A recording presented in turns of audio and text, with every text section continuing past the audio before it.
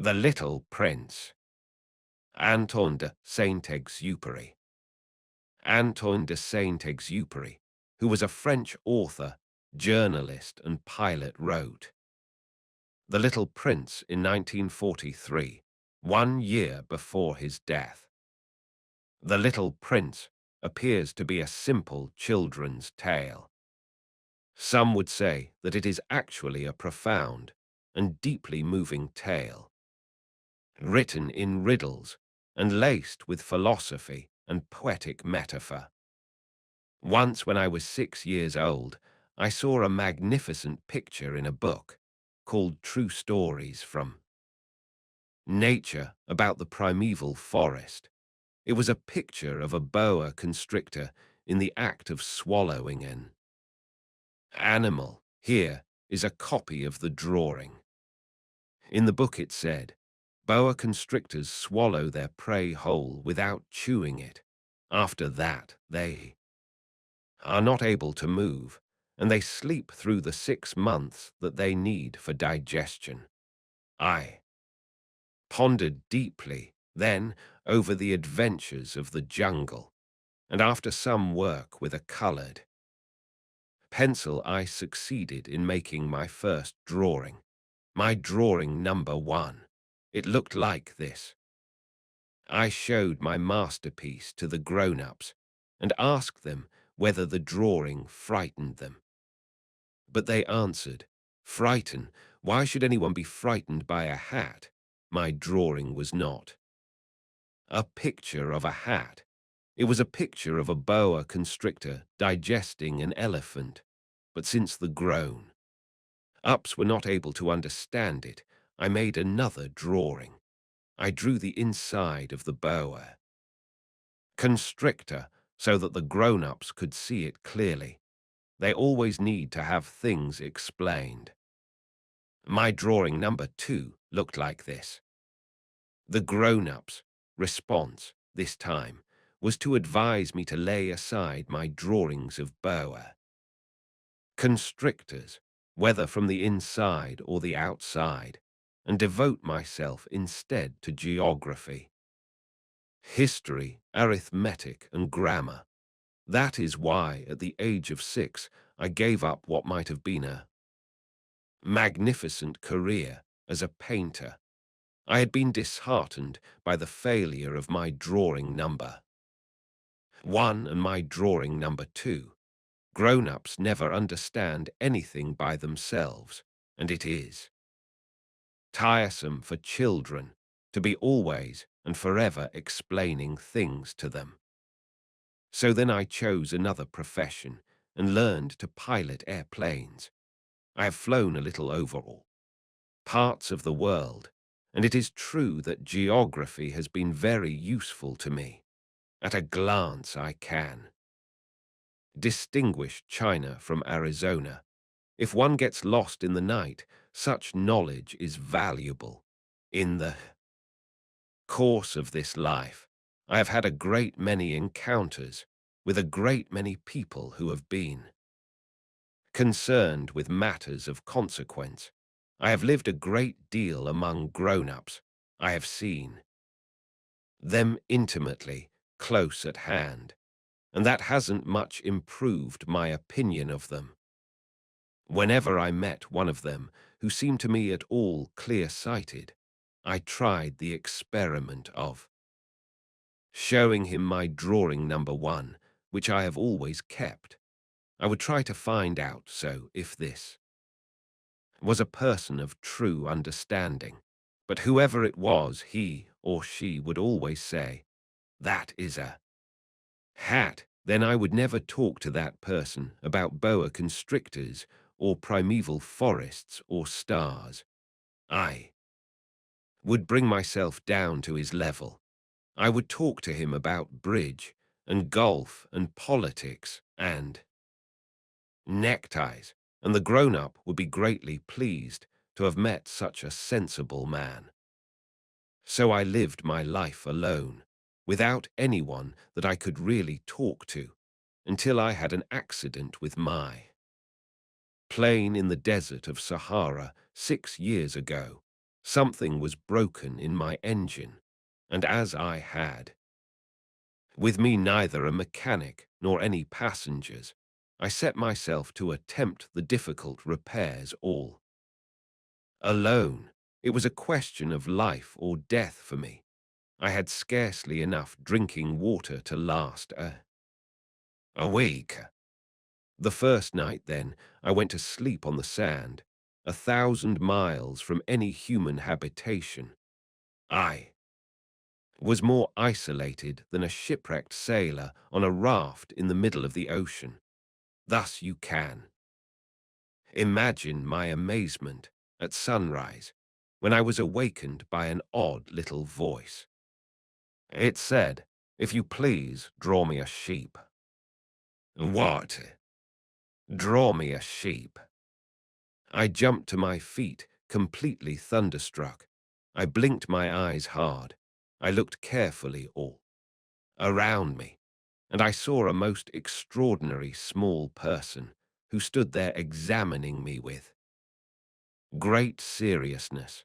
Here you may see the best portrait that later I was able to make of him.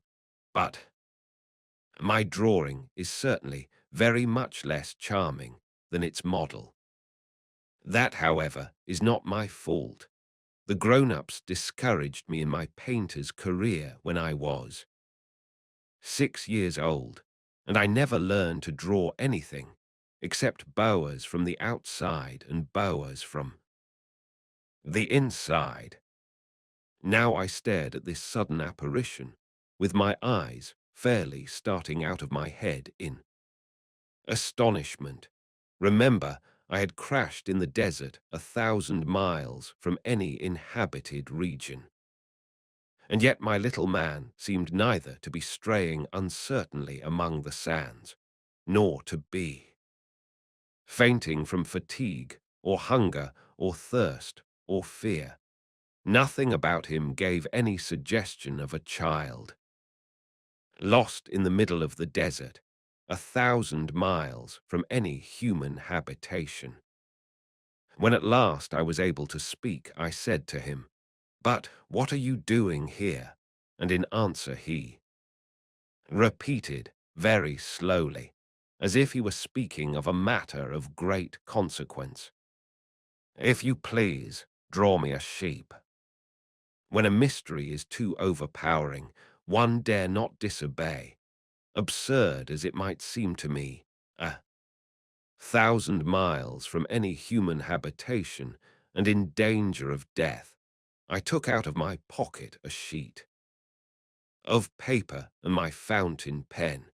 But then I remembered how my studies had been concentrated on geography, history, arithmetic, and grammar, and I told the little chap, a little crossly too, that I did not know how to draw. He answered me, "That doesn't matter, draw me a sheep."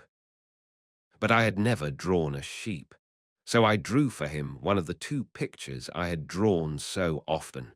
It was that of the boa constrictor from the outside, and I was astounded to hear the little fellow greet it with, "No, no, no, I do not want an elephant inside a boa constrictor. A boa constrictor is a very dangerous creature, and an elephant is very cumbersome. Where I live, everything is very small. What I need is a sheep. Draw me a sheep." So then I made a drawing. He looked at it carefully, then he said, "No, this sheep is already very sickly. Make me another." So I made another drawing. My friend smiled gently and indulgently. "You see yourself," he said, "that this is not a sheep. This is a ram. It has horns." So then I did my drawing over once more, but it was rejected too, just like the others. "This one is too old. I want a sheep that will live a long time." By this time, my patience was exhausted, because I was in a hurry to start taking my engine apart. So I tossed off this drawing. and I threw out an explanation with it. This is only his box. The sheep you asked for is inside. I was very surprised to see a light break over the face of my young judge. That is exactly the way I wanted it. Do you think that this sheep will have to have a great deal of grass? Why? Because where I live, everything is very small. There will surely be enough grass for him, I said. It is a very small sheep that I have given you. He bent his head over the drawing. Not so small that, look. He has gone to sleep. And that is how I made the acquaintance of the little prince. It took me a long time to learn where he came from. The little prince who asked me so many questions, never seemed to hear the ones I asked him. It was from words dropped by chance that, little by little, everything was revealed to me. The first time he saw my airplane, for instance, I shall not draw my airplane. That would be much too complicated for me. He asked me, "What is that object?" That is not an object. It flies. It is an airplane. It is my airplane. And I was proud to have him learn that I could fly. He cried out then, "What? You dropped down from the sky?" "Yes," I answered modestly.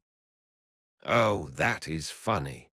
And the little prince broke into a lovely peal of laughter, which irritated me very much. I like my misfortunes to be taken seriously. Then he added, "So you too come from the sky. Which is your planet?"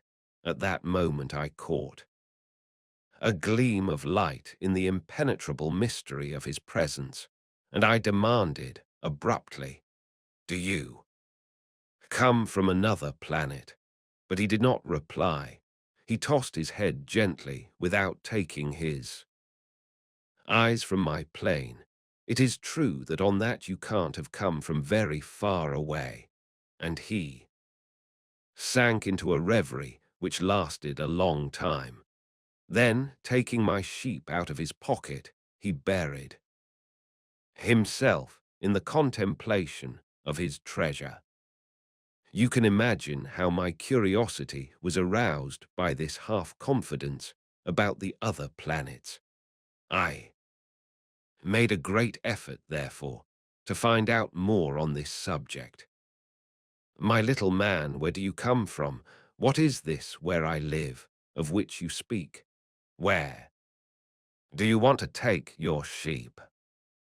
After a reflective silence, he answered, "The thing that is so good about the box you have given me is that at night he can use it as his house." "That is so. And if you are good, I will give you a string, too, so that you can tie him during the day. And a post to tie him to." But the little prince seemed shocked by this offer. "Tie him? What a queer idea." "But if you don't tie him," I said, "he will wander off somewhere and get lost." My friend broke into another peal of laughter. "But where do you think he would go?" "Anywhere, straight ahead of him." Then the little prince said earnestly, "That doesn't matter. Where I live, everything is so small." And with perhaps a hint of sadness, he added, "Straight ahead of him, nobody can go very far." I had thus learned a second fact of great importance. This was that the planet the little prince came from was scarcely any larger than a house, but that did not really surprise me much. I knew very well that in addition to the great planets, such as the Earth, Jupiter, Mars, Venus, to which we have given names, there are also hundreds of others, some of which are so small that one has a hard time seeing them through the telescope. When an astronomer discovers one of these, he does not give it a name, but only a number. He might call it, for example, asteroid 325. I have serious reason to believe that the planet from which the little prince came is the asteroid known as B612. This asteroid has only once been seen through the telescope. That was by a Turkish astronomer in 1909. On making his discovery, the astronomer had presented it to the International Astronomical Congress in a great demonstration, but he was in Turkish costume, and so nobody would believe what he said. Grown-ups are like that. Fortunately, however, for the reputation of asteroid B612, a Turkish dictator made a law that his subjects under pain of death should change to European costume. So in 1920, the astronomer gave his demonstration all over again, dressed with impressive style and elegance. And this time, everybody accepted his report. If I have told you these details about the asteroid and made a note of its number for you, it is on account of the grown-ups and their ways. When you tell them that you have made a new friend, they never ask you any questions about essential matters. They never say to you, "What does his voice sound like? What games does he love best? Does he collect butterflies?" Instead, they demand, "How old is he? How many brothers has he? How much does he weigh? How much money does his father make?" Only from these figures do they think they have learned anything about him. If you were to say to the grown-ups, "I saw a beautiful house made of rosy brick with geraniums in the windows and doves on the roof," they would not be able to get any idea of that house at all. You would have to say to them, "I saw a house that cost $20,000. Then they would exclaim, "Oh, what a pretty house that is." Just so you might say to them, "The proof that the little prince existed is that he was charming, that he laughed, and that he was looking for a sheep." If anybody wants a sheep, that is a proof that he exists. And what good would it do to tell them that? They would shrug their shoulders and treat you like a child. But if you said to them, "The planet he came from is asteroid B612, then they would be convinced and leave you in peace from their questions. They are like that. One must not hold it against them. Children should always show great forbearance toward grown-up people. But certainly, for us who understand life, figures are a matter of indifference. I should have liked to begin this story in the fashion of the fairy tales. I should have liked to say, "Once upon a time, there was a little prince who lived on a planet that was scarcely any bigger than himself and who had need of a sheep." To those who understand life, that would have given a much greater air of truth to my story. 4. Do not want anyone to read my book carelessly. I have suffered too much grief in setting down these memories. 6 years have already passed since my friend went away from me with his sheep. If I try to describe him here, it is to make sure that I shall not forget him. To forget a friend is sad. Not everyone has had a friend, and if I forget him, I may become like the grown-ups who are no longer interested in anything but figures. It is for that purpose, again, that I have bought a box of paints and some pencils. It is hard to take up drawing again at my age, when I have never made any pictures except those of the boa constrictor from the outside and the boa constrictor from the inside since I was 6. I shall certainly try to make my portraits as true to life as possible, but I am not at all sure of success. One drawing goes along all right, and another has no resemblance to its subject. I make some errors, too, in the little prince's height. In one place he is too tall, and in another too short. And I feel some doubts about the color of his costume, so I fumble along as best I can, now good, now bad, and I hope generally fair to middling. In certain more important details I shall make mistakes also, but that is something that will not be my fault. My friend never explained anything to me. He thought perhaps that I was like himself, but I, alas, do not know how to see sheep through the walls of boxes. Perhaps I am a little like the grown-ups. I have had to grow old. As each day passed, I would learn, in our talk, something about the little prince's planet, his departure from it, his journey. The information would come very slowly, as it might chance to fall from his thoughts.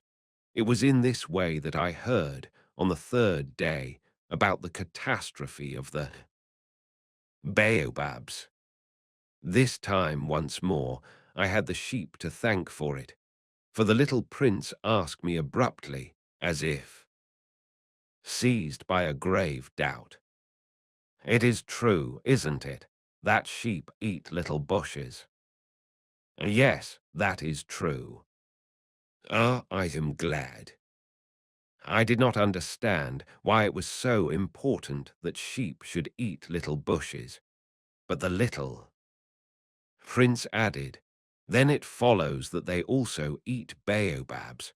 I pointed out to the little prince that baobabs were not little bushes, but on the contrary, trees as big as castles, and that even if he took a whole herd of elephants away with him, the herd would not eat up one single baobab. The idea of the herd of elephants made the little prince laugh. We would have to put them one on top of the other, he said, but he made a wise comment. Before they grow so big, the baobabs start out by being little. That is strictly correct, I said, but why do you want the sheep to eat the little baobabs?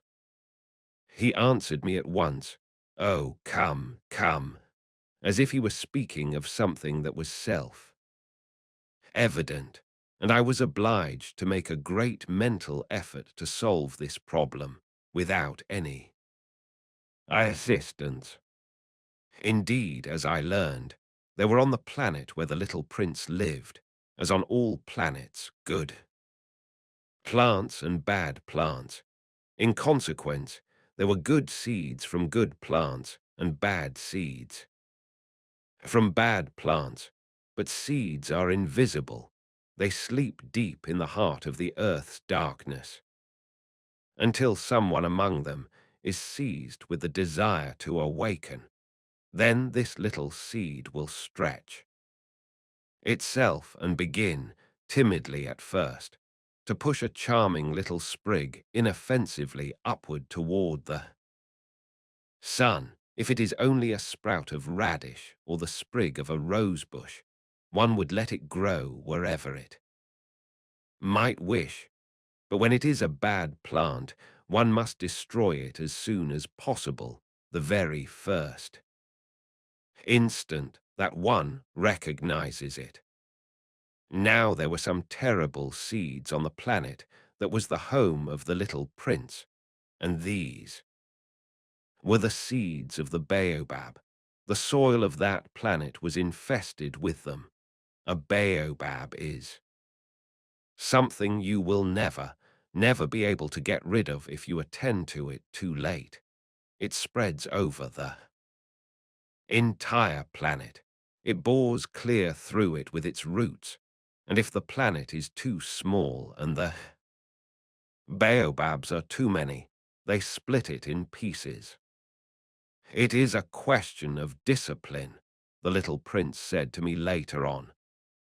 When you've finished your own toilet in the morning, then it is time to attend to the toilet of your planet, just so, with the greatest care. You must see to it that you pull up regularly all the baobabs. At the very first moment, when they can be distinguished from the rose bushes, which they resemble so closely in their earliest youth. It is very tedious work, the little prince added, but very easy. And one day he said to me, "You ought to make a beautiful drawing so that the children where you live can see exactly how all this is. That would be very useful to them if they were to travel some day." Sometimes, he added, there is no harm in putting off a piece of work until another day. But when it is a matter of baobabs, that always means a catastrophe. I knew a planet that was inhabited by a lazy man. He neglected 3 little bushes. So, as the little prince described it to me, I have made a drawing of that planet. I do not much like to take the tone of a moralist, but the danger of the baobabs is so little understood and such considerable risks would be run by anyone who might get lost on an asteroid that for once I am breaking through my reserve. Children, I say plainly, watch out for the baobabs. My friends like myself have been skirting this danger for a long time without ever knowing it, and so it is for them that I have worked so hard over this drawing. The lesson which I pass on by this means is worth all the trouble it has cost me. Perhaps you will ask me, why are there no other drawing in this book as magnificent and impressive as this drawing of the baobabs? The reply is simple. I have tried, but with the others I have not been successful. When I made the drawing of the baobabs, I was carried beyond myself by the inspiring force of urgent necessity. Oh, little prince, bit by bit I came to understand the secrets of your sad little life. For a long time, you had found your only entertainment in the quiet pleasure of looking at the sunset. I learned that new detail on the morning of the 4th day, when you said to me, I am very fond of sunsets. Come, let us go look at a sunset now. But we must wait, I said. Wait for what? For the sunset. We must wait until it is time. At first you seemed to be very much surprised, and then you laughed to yourself. You said to me, I am always thinking that I am at home. Just so. Everybody knows that when it is noon in the United States, the sun is setting over France. If you could fly to France in 1 minute, you could go straight into the sunset, right from noon. Unfortunately, France is too far away for that. But on your tiny planet, my little prince, all you need do is move your chair a few steps. You can see the day end and the twilight falling whenever you like. One day, you said to me, I saw the sunset 44 times. And a little later you added, you know, one loves the sunset when one is so sad. Were you so sad then? I asked, on the day of the 44 sunsets. But the little prince made no reply. On the fifth day, again, as always, it was thanks to the sheep, the secret of the little prince's life was revealed to me, abruptly, without anything to lead up to it, and as if the question had been born of long and silent meditation on his problem. He demanded, "A sheep, if it eats little bushes, does it eat flowers?" "Two. A sheep," I answered, "eats anything it finds in its reach, even flowers that have thorns." "Yes, even flowers that have thorns." "Then the thorns, what use are they?" I did not know. At that moment, I was very busy trying to unscrew a bolt that had got stuck in my engine. I was very much worried, for it was becoming clear to me that the breakdown of my plane was extremely serious, and I had so little drinking water left that I had to fear for the worst. "The thorns, what use are they?" The little prince never let go of a question once he had asked it. As for me, I was upset over that bolt, and I answered with the first thing that came into my head. The thorns are of no use at all. Flowers have thorns just for spite. Oh, there was a moment of complete silence. Then the little prince flashed back at me with a kind of resentfulness. "I don't believe you. Flowers are weak creatures. They are naive. They reassure themselves as best they can. They believe that their thorns are terrible weapons." I did not answer. At that instant I was saying to myself, if this bolt still won't turn, I am going to knock it out with the hammer. Again, the little prince disturbed my thoughts. "And you actually believe that the flowers—" "Oh, no," I cried. "No, no, no, I don't believe anything. I answered you with the first thing that came into my head. Don't you see, I am very busy with matters of consequence." He stared at me, thunderstruck. Matters of consequence. He looked at me there, with my hammer in my hand, my fingers black with engine grease, bending down over an object which seemed to him extremely ugly. "You talk just like the grown-ups." That made me a little ashamed. But he went on, relentlessly. "You mix everything up together. You confuse everything." He was really very angry. He tossed his golden curls in the breeze. "I know a planet where there is a certain red-faced gentleman. He has never smelled a flower. He has never looked at a star. He has never loved anyone. He has never done anything in his life but add up figures. And all day he says over and over, just like you, 'I am busy with matters of consequence,' and that makes him swell up with pride. But he is not a man. He is a mushroom." "Eh, what?" "A mushroom." The little prince was now white with rage. "The flowers have been growing thorns for millions of years. For millions of years, the sheep have been eating them just the same. And is it not a matter of consequence to try to understand why the flowers go to so much trouble to grow?" I backslash. "Thorns, which are never of any use to them. Is the warfare between the sheep and the flowers not important? Is this not of more consequence than a fat red-faced gentleman's sums?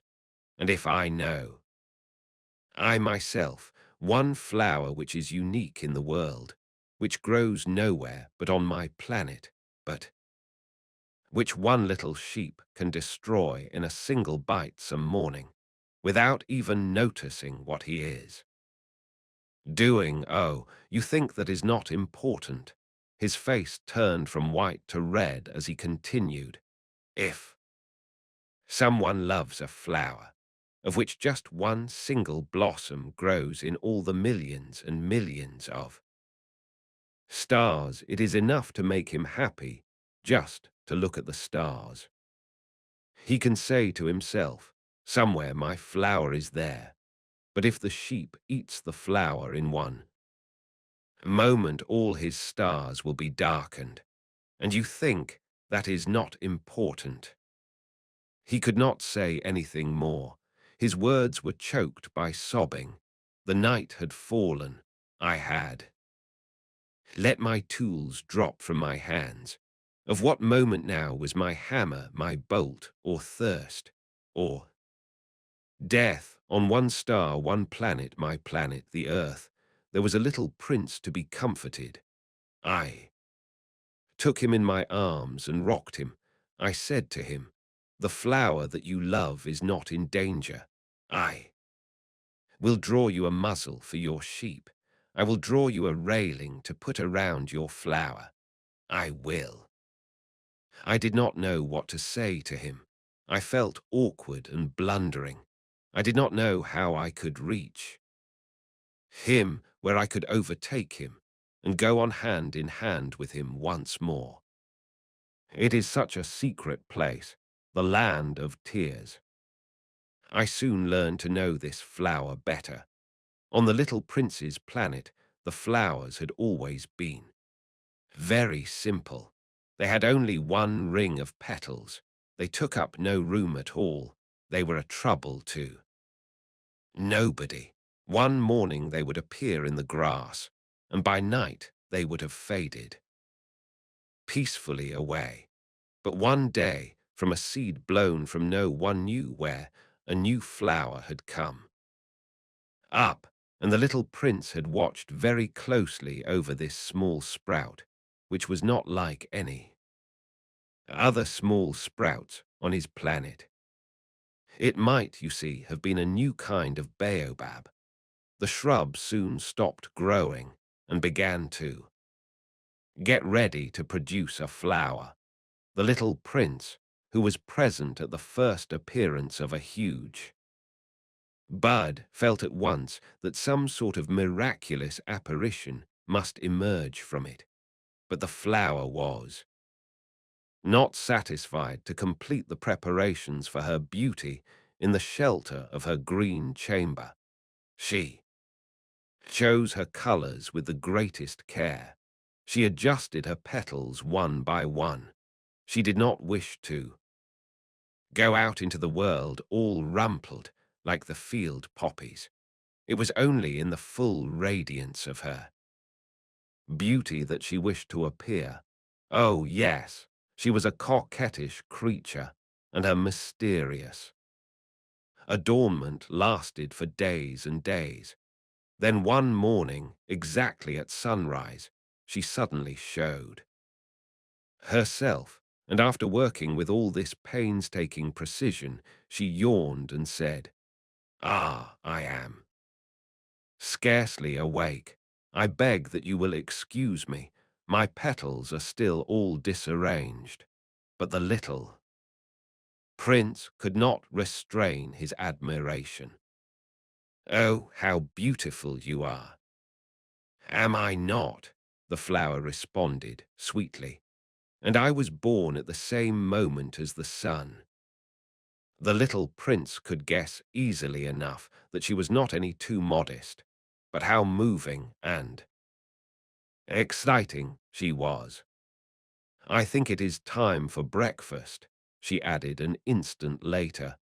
"If you would have the kindness to think of my needs."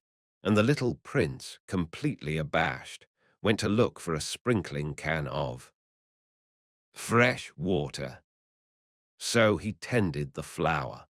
So, too, she began very quickly to torment him with her vanity, which was, if the truth be known, a little difficult to deal with. One day, for instance, when she was speaking of her 4 thorns, she said to the little prince, Let the tigers come with their claws. There are no tigers on my planet, the little prince objected. And anyway, tigers do not eat weeds. I am not a weed, the flower replied sweetly. Please excuse me. I am not at all afraid of tigers, she went on, but I have a horror of draughts. I suppose you wouldn't screen for me. A horror of draughts, that is bad luck for a plant, remarked the little prince, and added to himself, this flower is a very complex creature.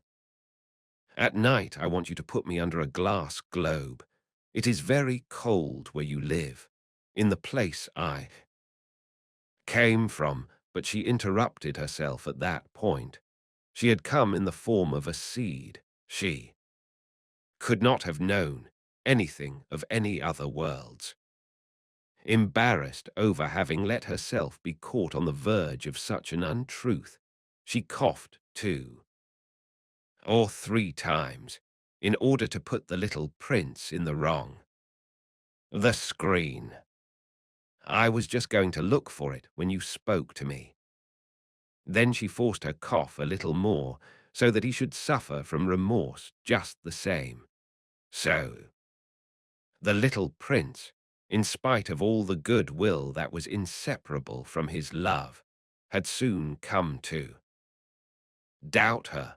He had taken seriously words which were without importance, and it made him very unhappy. I ought not to have listened to her, he confided to me one day. One never ought to listen to the flowers. One should simply look at them and breathe their fragrance. Mine perfumed all my planet, but I did not know how to take pleasure in all her grace. This tale of claws, which disturbed me so much, should only have filled my heart with tenderness and pity. And he continued his confidences. The fact is that I did not know how to understand anything. I ought to have judged by deeds and not by words. She cast her fragrance and her radiance over me. I ought never to have run away from her. I ought to have guessed all the affection that lay behind her poor little stratagems. Flowers are so inconsistent, but I was too young to know how to love her. I believe that for his escape, he took advantage of the migration of a flock of wild birds. On the morning of his departure, he put his planet in perfect order. He carefully cleaned out his active volcanoes. He possessed 2 active volcanoes, and they were very convenient for heating his breakfast in the morning. He also had 1 volcano that was extinct, but as he said, one never knows, so he cleaned out the extinct volcano too. If they are well cleaned out, volcanoes burn slowly and steadily, without any eruptions. Volcanic eruptions are like fires in a chimney. On our Earth, we are obviously much too small to clean out our volcanoes. That is why they bring no end of trouble upon us.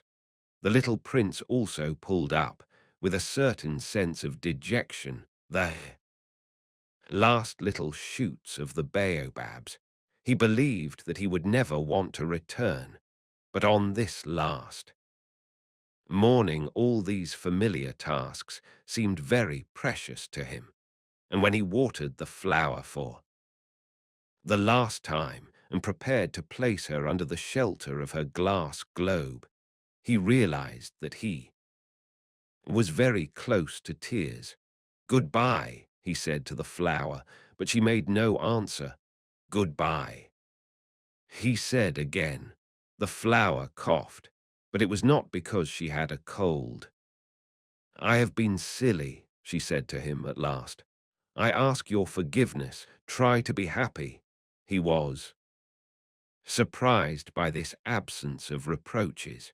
He stood there all bewildered, the glass globe held. Arrested in midair, he did not understand this quiet sweetness. "Of course I love you," the flower said to him. "It is my fault that you have not known it all the while. That is of no importance. But you have been just as foolish as I try to be happy. Let the glass globe be. I don't want it any more. But the wind, my cold is not so bad as all that. The cool night air will do me good. I am a flower. But the animals, well, I must endure the presence of 2 or 3 caterpillars if I wish to become acquainted with the butterflies. It seems that they are very beautiful, and if not the butterflies and the caterpillars who will call upon me, you will be far away. As for the large animals, I am not at all afraid of any of them. I have my claws." And naively, she showed her 4 thorns. Then she added, "Don't linger like this. You have decided to go away. Now go." For she did not want him to see her crying. She was such a proud flower. He found himself in the neighborhood of the asteroids 325, 326, 327, 328, 329, and 330. He began, therefore, by visiting them in order to add to his knowledge. The first of them was inhabited by a king. Clad in royal purple and ermine, he was seated upon a throne which was at the same time both simple and majestic. "Ah, here is a subject," exclaimed the king when he saw the little prince coming, and the little prince asked himself, how could he recognize me when he had never seen me before? He did not know how the world is simplified for kings. To them, all men are subjects. "Approach, so that I may see you better," said the king, who felt consumingly proud of being at last a king. "Over, somebody." The little prince looked everywhere to find a place to sit down, but the entire planet was crammed and obstructed by the king's magnificent ermine robe. So he remained standing upright, and since he was tired, he yawned.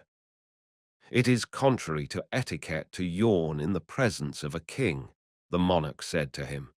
"I forbid you to do so." "I can't help it. I can't stop myself," replied the little prince, thoroughly embarrassed. "I have come on a long journey, and I have had no sleep." "Ah, then," the king said, "I order you to yawn. It is years since I have seen anyone yawning. Yawns to me are objects of curiosity. Come now, yawn again. It is an order." "That frightens me. I cannot any more," murmured the little prince, now completely abashed. "Hum, hum," replied the king.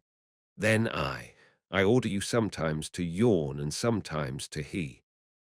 Sputtered a little and seemed vexed, for what the king fundamentally insisted upon was that his authority should be respected. He tolerated no disobedience. He was an absolute monarch. But because he was a very good man, he made his orders reasonable. "If I ordered a general," he would say, by way of example, "if I ordered a general to change himself into a sea bird, and if the general did not obey me, that would not be the fault of the general, it would be my fault." "May I sit down?" came now a timid inquiry from the little prince.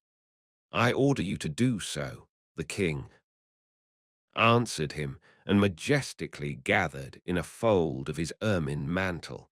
But the little prince was wondering. The planet was tiny. Over what could this king really rule? "Sire," he said to him, "I beg that you will excuse my asking you a question." "I order you to ask me a question," the king hastened to assure him. "Sire, over what do you?" "Rule over everything," said the king with magnificent simplicity. "Over everything." The king made a gesture which took in his planet, the other planets, and all. "The stars, over all that?" asked the little prince. "Over all that," the king answered, for his rule was not only absolute, it was also universal. "And the stars obey you." "Certainly they do," the king said. "They obey instantly. I do not permit insubordination." Such power was a thing for the little prince to marvel at. If he had been master of such complete authority, he would have been able to watch the sunset, not 44 times in one day, but 72, or even 100, or even 200 times, without ever having to move his chair. And because he felt a bit sad as he remembered his little planet, which he had forsaken, he plucked up his courage to ask the king a favor. "I should like to see a sunset. Do me that kindness. Order the sun to set." "If I ordered a general to fly from one flower to another like a butterfly, or to write a tragic drama, or to change himself into a sea bird, and if the general did not carry out the order that he had received, which one of us would be in the wrong?" the king demanded. "The general, or myself?"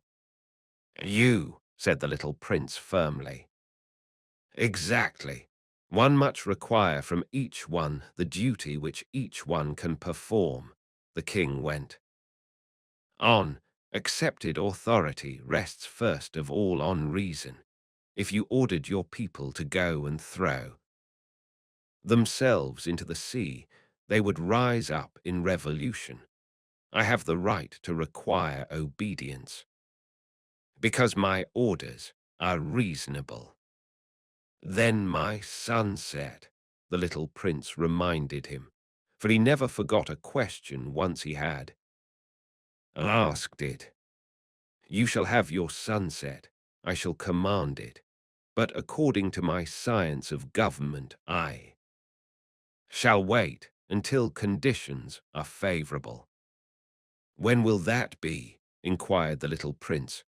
"Hum, hum," replied the king, and before saying anything else he consulted a bulky almanac.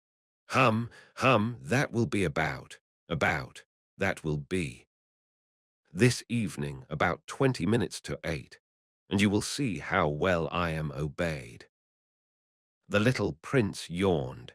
He was regretting his lost sunset, and then, too, he was already beginning to be a little bored.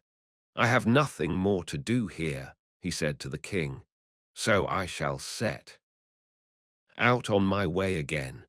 "Do not go," said the king, who was very proud of having a subject.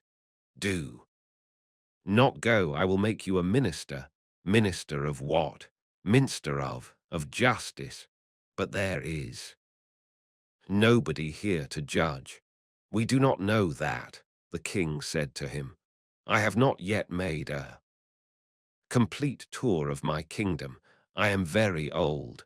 There is no room here for a carriage, and it tires me to walk."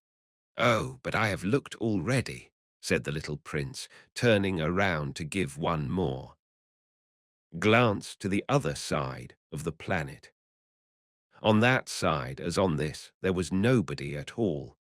"Then you shall judge yourself," the king answered. "That is the most difficult thing of all." It is much more difficult to judge oneself than to judge others. If you succeed in judging yourself rightly, then you are indeed a man of true wisdom. Yes, said the little prince, but I can judge myself anywhere. I do not need to live on this planet. Hum, hum, said the king. I have good reason to believe that somewhere on my planet there is an old rat. I hear him at night. You can judge this old rat. From time to time you will condemn him to death.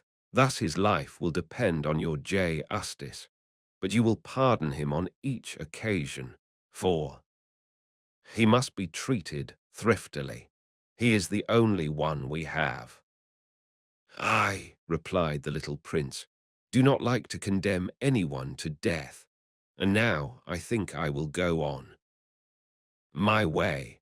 No, said the king, but the little prince, having now completed his preparations for departure, had no wish to grieve the old monarch. If your majesty wishes to be promptly obeyed, he said, he should be able to give me a reasonable order. He should be able, for example, to order me to be gone by the end of 1 minute. It seems to me that conditions are favorable. As the king made no answer, the little prince hesitated a moment. Then, with a sigh, he took his leave. I made you my ambassador, the king called out hastily. He had a magnificent air of authority. The grown-ups are very strange, the little prince said to himself, as he continued on his journey. The second planet was inhabited by a conceited man. I am about to receive a visit from an admirer, he exclaimed from afar when he first saw the little prince coming. For to conceited men, all other men are admirers. Good morning, said the little prince. That is a queer hat you are wearing. It is a hat for salutes, the conceited man replied. It is to raise in salute when people acclaim.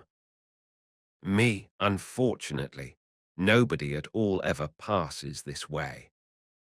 Yes, said the little prince, who did not understand what the conceited man was talking about. Clap your hands, one against the other, the conceited man now directed him. The little prince clapped his hands. The conceited man raised his hat in a modest salute.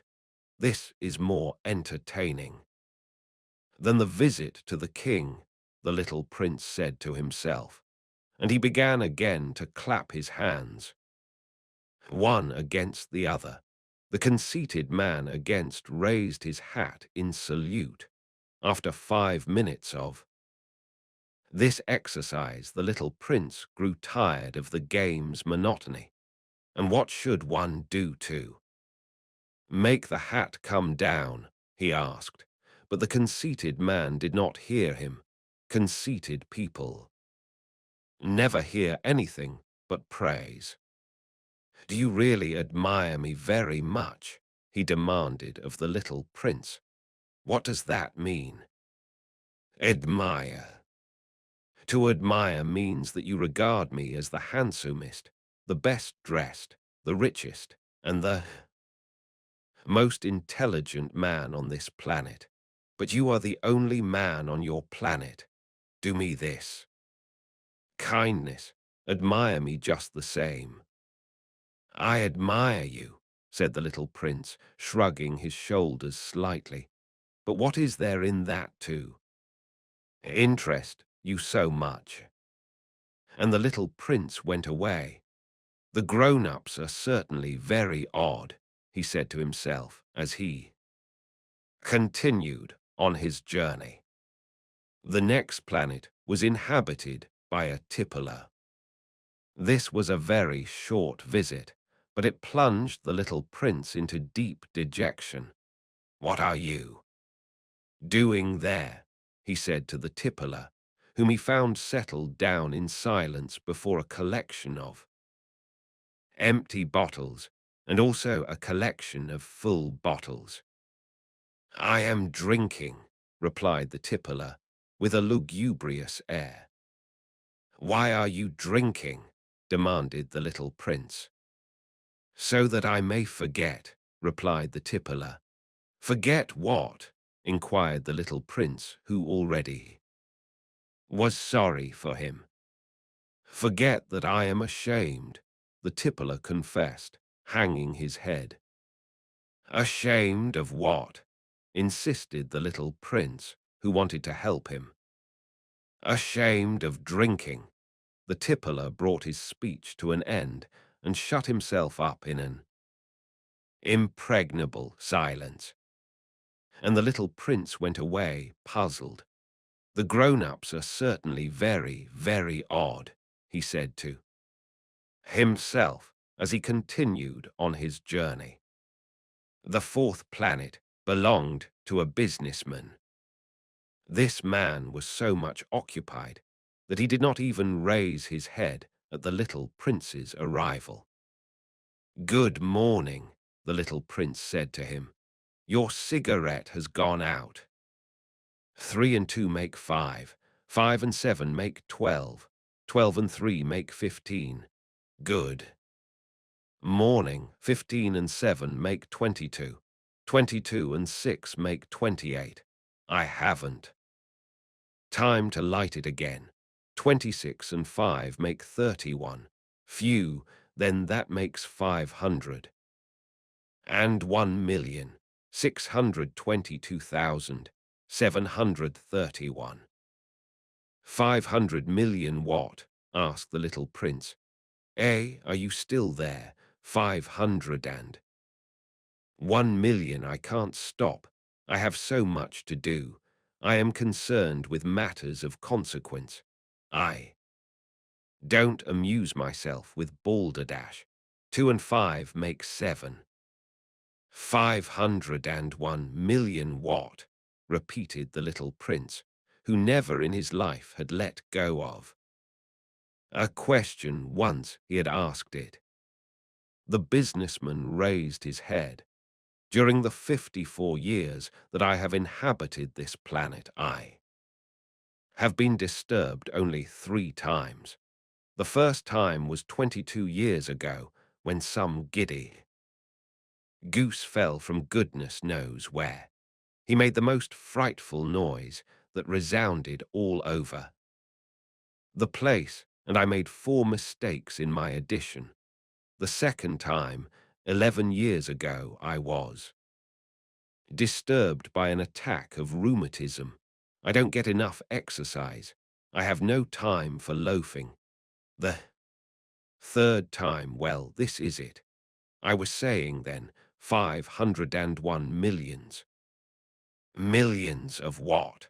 The businessman suddenly realized that there was no hope of being left in peace until he answered this question.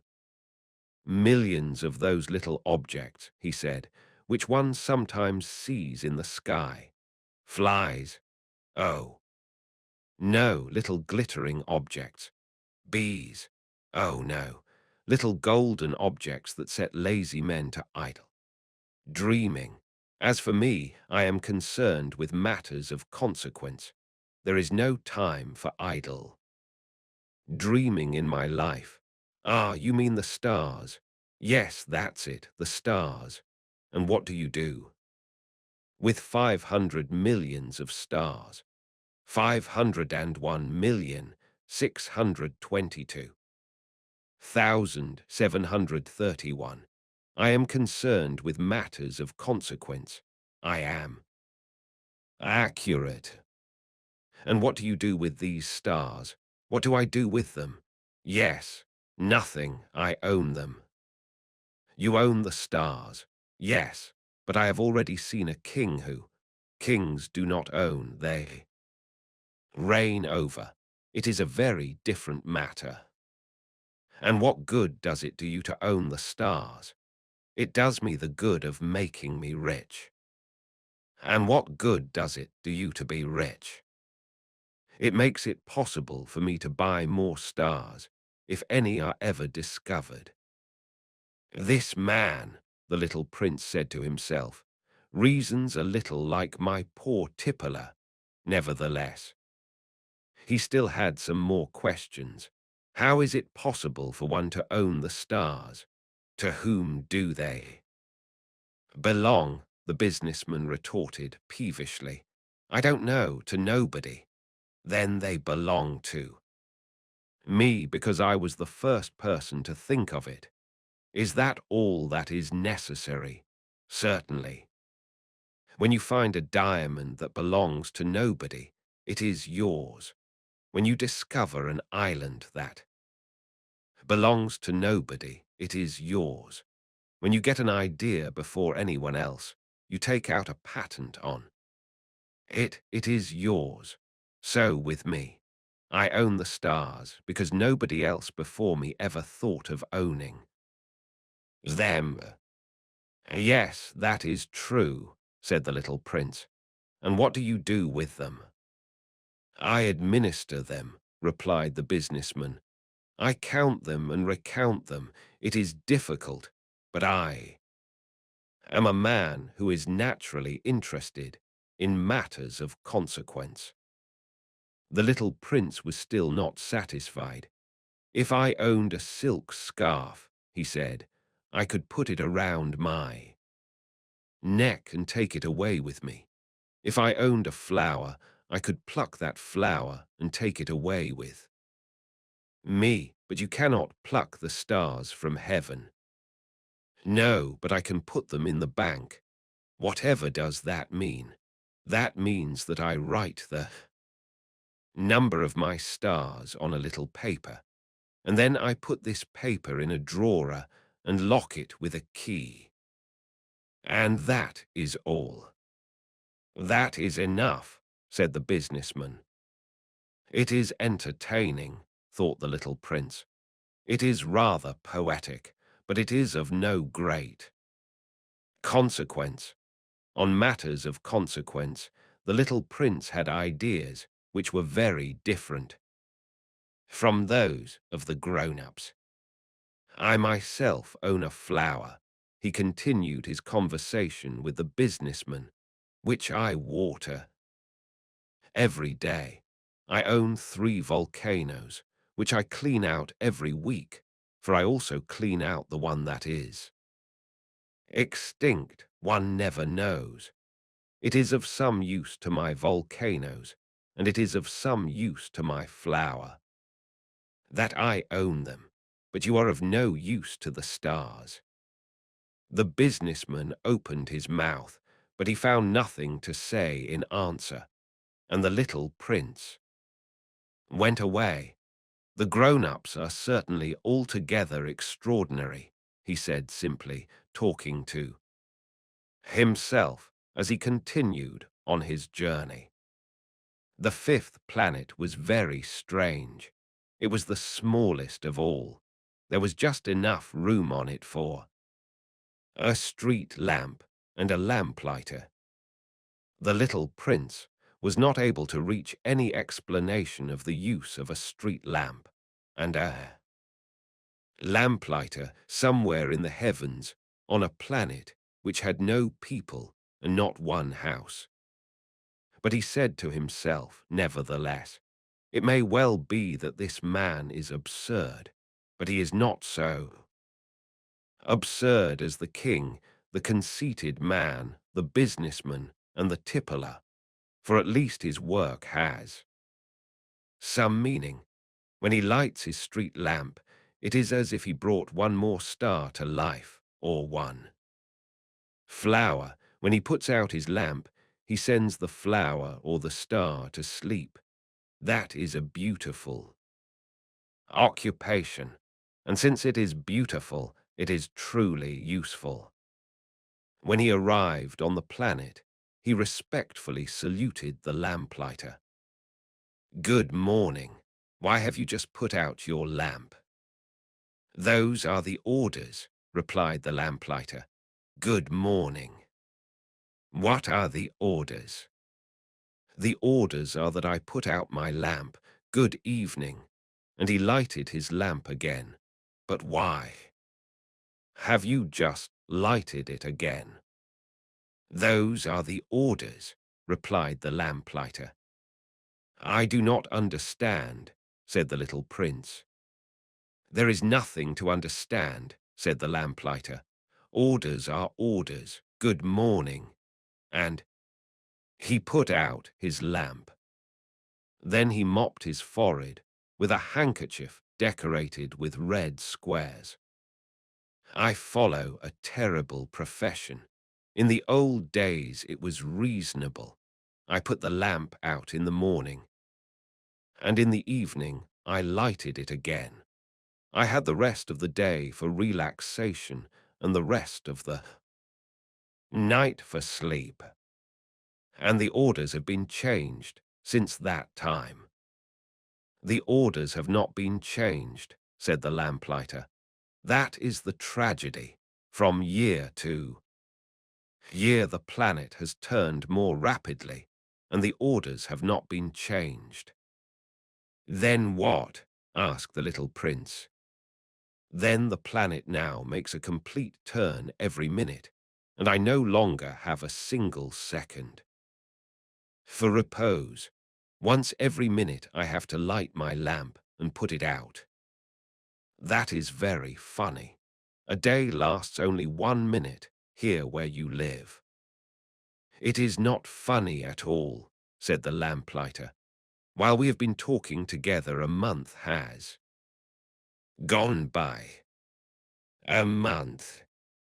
Yes, a month, 30 minutes, 30 days, good evening. And he lighted his lamp again. As the little prince watched him, he felt that he loved this lamplighter who was so faithful to his orders. He remembered the sunsets, which he himself had gone to seek in other days merely by pulling up his chair, and he wanted to help his friend. You know, he said, I can tell you a way you can rest whenever you want to. I always want to rest, said the lamplighter, for it is possible for a man to be faithful and lazy at the same time. The little prince went on with his explanation. Your planet is so small that 3 strides will take you all the way around it. To be always in the sunshine, you need only walk along rather slowly. When you want to rest, you will walk and the day will last as long as you like. That doesn't do me much good, said the lamplighter. The one thing I love in life is to sleep. Then you're unlucky, said the little prince. I am unlucky, said the lamplighter. Good morning. And he put out his lamp. That man, said the little prince to himself, as he continued farther on his journey, that man would be scorned by all the others, by the king, by the conceited man, by the tippler, by the businessman.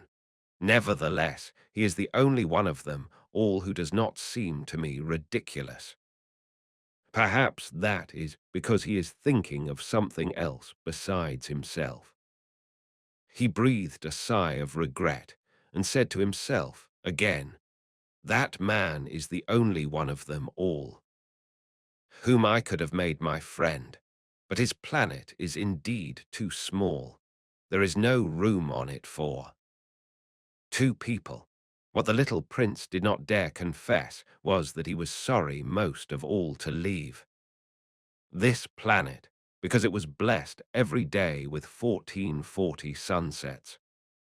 The 6th planet was 10 times larger than the last one. It was inhabited by an old gentleman who wrote voluminous books. Oh, look, here is an explorer, he exclaimed to himself when he saw the little prince coming. The little prince sat down on the table and panted a little. He had already travelled so much and so far. "Where do you come from?" the old gentleman said to him. "What is that big book?" said the little prince. "What are you doing?" "I am a geographer," the old gentleman said to him. "What is a geographer?" asked the little prince. "A geographer is a scholar who knows the location of all the seas, rivers, towns, mountains, and deserts." "That is very interesting," said the little prince. "Here at last is a man who has a real profession." And he cast a look around him at the planet of the geographer. It was the most magnificent and stately planet that he had ever seen. "Your planet is very beautiful," he said. "Has it any oceans?" "I couldn't tell you," said the geographer. "Ah," the little prince was disappointed. "Has it any mountains?" "I couldn't tell you," said the geographer. "And towns, and rivers, and deserts?" "I couldn't tell you that either." "But you are a geographer." "Exactly," the geographer said. "But I am not an explorer. I haven't a single explorer on my planet. It is not the geographer who goes out to count the towns, the rivers, the mountains, the seas, the oceans, and the deserts. The geographer is much too important to go loafing about. He does not leave his desk, but he receives the explorers in his study. He asks them questions and he notes down what they recall of their travels, and if the recollections of anyone among them seem interesting to him, the geographer orders an inquiry into that explorer's moral character. Why is that? Because an explorer who told lies would bring disaster on the books of the geographer. So would an explorer who drank too much. Why is that? Asked the little prince. Because intoxicated men see double. Then the geographer would note down 2 mountains in a place where there was only one. "I know someone," said the little prince, "who would make a bad explorer." "That is possible." Then, when the moral character of the explorer is shown to be good, an inquiry is ordered into his discovery. One goes to see it. No, that would be too complicated, but one requires the explorer to furnish proofs. For example, if the discovery in question is that of a large mountain, one requires that large stones be brought back from it. The geographer was suddenly stirred to excitement. "But you come from far away. You are an explorer. You shall describe your planet to me." And having opened his big register, the geographer sharpened his pencil. The recitals of explorers are put down first in pencil. 1. Waits until the explorer has furnished proofs before putting them down in ink. "Well," said the geographer expectantly. "Oh, where I live," said the little prince. "It is not very interesting. It is all so small. I have 3 volcanoes. 2 volcanoes are active and the other is extinct, but one never knows." "One never knows," said the geographer. "I have also a flower." "We do not record flowers," said the geographer. "Why is that?"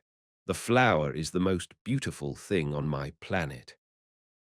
"We do not record them," said the geographer, "because they are ephemeral." "What does that mean, ephemeral?" "Geographies," said the geographer, "are the books which, of all books, are most concerned with matters of consequence. They never become old-fashioned. It is very rarely that a mountain changes its position. It is very rarely that an ocean empties itself of its waters. We write of eternal things, but extinct volcanoes may come to life again, the little prince interrupted. What does that mean, ephemeral? Whether volcanoes are extinct or alive, it comes to the same thing for us, said the geographer. The thing that matters to us is the mountain. It does not change. But what does that mean, ephemeral? Repeated the little prince, who never in his life had let go of a question once he had asked it. It means which is in danger of speedy disappearance. Is my flower in danger of speedy disappearance? Certainly it is. My flower is ephemeral, the little prince said to himself, and she has only 4 thorns to defend herself against the world, and I have left her on my planet all alone. That was his first moment of regret, but he took courage once more.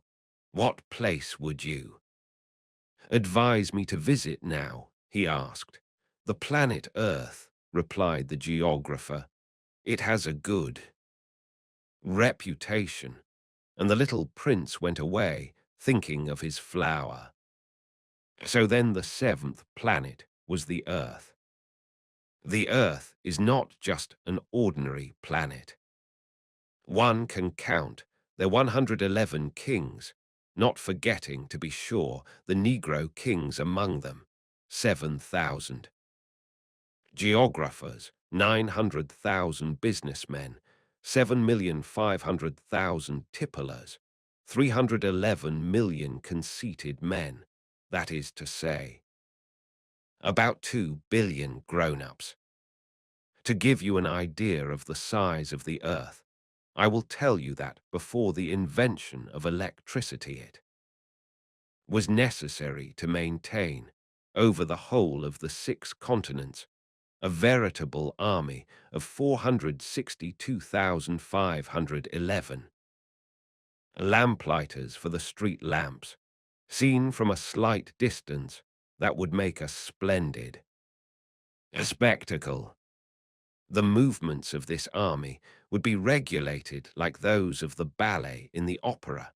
First would come the turn of the lamplighters of New Zealand and Australia, having set their lamps alight. These would go off to sleep. Next, the lamplighters of China and Siberia would enter for their steps in the dance, and then they too would be waved back into the wings. After that would come the turn of the lamplighters of Russia and the Indies, then those of Africa and Europe, then those of South America, then those of North America, and never would they make a mistake in the order of their entry upon the stage. It would be magnificent. Only the man who was in charge of the single lamp at the North Pole and his colleague who was responsible for the single lamp at the South Pole, only these two would live free from toil and care. They would be busy twice a year. When one wishes to play the wit, he sometimes wanders a little from the truth. I have not been altogether honest in what I have told you about the lamplighters, and I realize that I run the risk of giving a false idea of our planet to those who do not know it. Men occupy a very small place upon the earth. If the 2 billion inhabitants who people its surface were all to stand upright and somewhat crowded together, as they do for some big public assembly, they could easily be put into one public square, 20 miles long and 20 miles wide.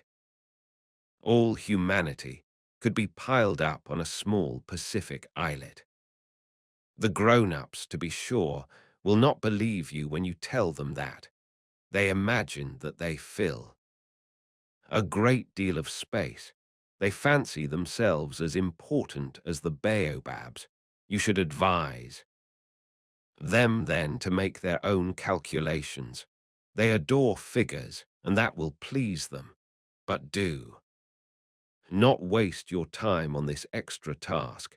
It is unnecessary. You have, I know, confidence in me. When the little prince arrived on the earth, he was very much surprised not to see any people. He was beginning to be afraid he had come to the wrong planet when a coil of gold, the color of the moonlight, flashed across the sand. "Good evening," said the little prince courteously. "Good evening," said the snake. "What planet is this on which I have come down?" asked the little prince. "This is the earth. This is Africa," the snake answered. "Ah, then there are no people on the earth." "This is the desert. There are no people in the desert. The earth is large," said the snake. The little prince sat down on a stone and raised his eyes toward the sky. "I wonder," he said, "whether the stars are set alight in heaven so that one day each one of us may find his own again. Look at my planet. It is right there above us, but how far away it is." "It is beautiful," the snake said. "What has brought you here?" "I have been having some trouble with a flower," said the little prince. "Ah," said the snake, and they were both silent. "Where are the men?" The little prince at last took up the conversation again. "It is a little lonely." "In the desert." "It is also lonely among men," the snake said. The little prince gazed at him for a long time. "You are a funny animal," he said at last. "You are no thicker than a finger." "But I am more powerful than the finger of a king," said the snake. The little prince smiled. "You are not very powerful. You haven't even any feet. You cannot even travel." "I can carry you farther than any ship could take you," said the snake. He twined himself around the little prince's ankle like a golden bracelet. "Whomever I touch, I send back to the earth from whence he came," the snake spoke again. "But you are innocent and true, and you come from a star." The little prince made no reply. "You move me to pity. You are so weak on this earth made of granite," the snake said. "I can help you some day if you grow too homesick for your own planet." "I can." "Oh, I understand you very well," said the little prince. "But why do you always speak in riddles?" "I solve them all," said the snake, and they were both silent. The little prince crossed the desert and met with only one flower. It was a flower with 3 petals, a flower of no account at all. "Good morning," said the little prince. "Good morning," said the flower. "Where are the men?"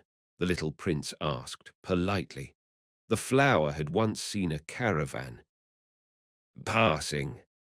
"Men," she echoed. "I think there are 6 or 7 of them in existence. I saw them several years ago, but one never knows where to find them. The wind blows them away. They have no roots, and that makes their life very difficult." "Goodbye," said the little prince. "Goodbye," said the flower. After that, the little prince climbed a high mountain. The only mountains he had ever known were the 3 volcanoes, which came up to his knees, and he used the extinct volcano as a footstool. From a mountain as high as this one, he said to himself, I shall be able to see the whole planet. At one glance and all the people, but he saw nothing save peaks of rock that were sharpened, like needles. Good morning, he said courteously. Good morning, good morning, good morning, answered the echo. Who are you? Said the little prince. Who are you? Who are you?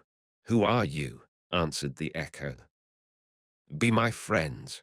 I am all alone, he said. I am all alone, all alone, all alone, answered the echo. What a queer planet, he thought. It is altogether dry and altogether pointed and altogether harsh and forbidding, and the people have no imagination. They repeat whatever one says to them. On my planet I had a flower. She always was the first to speak. But it happened that after walking for a long time through sand and rocks and snow, the little prince at last came upon a road, and all roads lead to the abodes of men. Good morning, he said. He was standing before a garden, all abloom with roses. Good morning, said the roses. The little prince gazed at them. They all looked like his flower. Who are you? He demanded, thunderstruck. We are roses, the roses said, and he was overcome with sadness. His flower had told him that she was the only one of her kind in all the universe, and here were 5,000 of them, all alike, in one single garden. She would be very much annoyed, he said to himself, if she should see that. She would cough most dreadfully, and she would pretend that she was dying to avoid being laughed at, and I should be obliged to pretend that I was nursing her back to life, for if I did not do that, to humble myself also, she would really allow herself to die.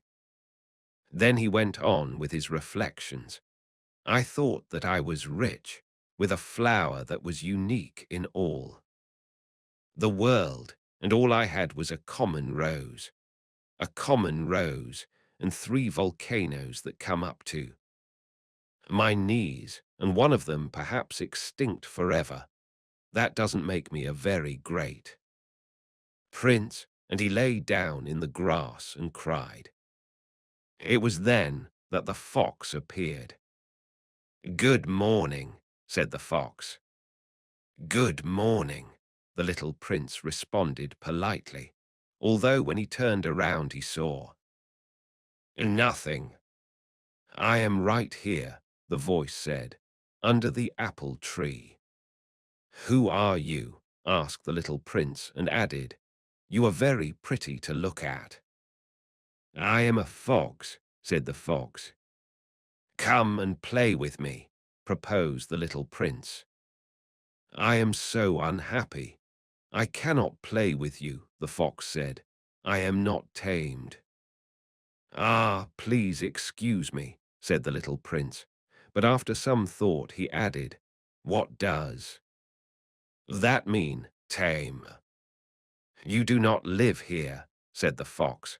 What is it that you are looking for? I am looking for men, said the little prince. What does that mean, tame?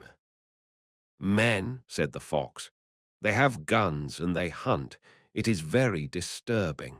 They also raise chickens. These are their only interests. Are you looking for chickens? No, said the little prince. I am looking for friends. What does that mean, tame? It is an act too often neglected, said the fox. It means to establish ties. To establish ties. Just that, said the fox. To me, you are still nothing more than a little boy who is just like 100,000 other little boys, and I have no need of you. and you, on your part, have no need of me. To you, I am nothing more than a fox like 100,000 other foxes. But if you tame me, then we shall need each other.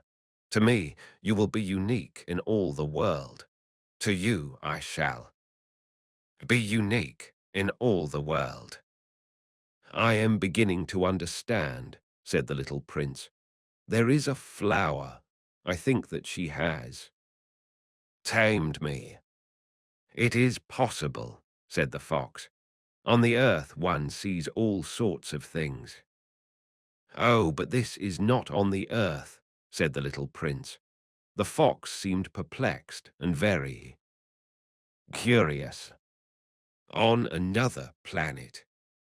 Yes. Are there hunters on this planet? No. Ah, that is interesting. Are there chickens? No. Nothing is perfect, sighed the fox, but he came back to his idea.